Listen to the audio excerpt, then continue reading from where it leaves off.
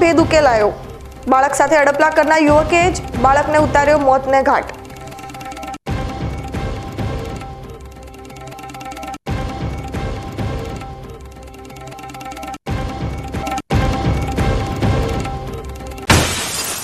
Vadgam Jalotra highway પર માટીનું ધોવાણ થતા દટાયા 3 વાહનો। વાહનો નીકાળવા માટે પાલનપુરથી બોલાવી પડી હાઇડ્રોલિક ક્રેન।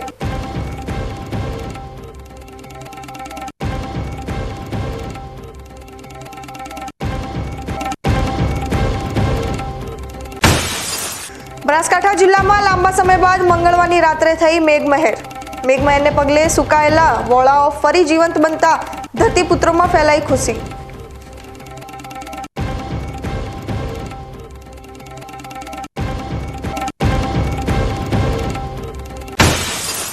વર્ષો જૂના પડતર પ્રશ્નોના નિવારણ માટે કાંકરેજ ખાતે આંગણવાડી કાર્યકર મહિલાઓ મળી સાંસદ જ્ઞાનીબેન ઠાકોરને।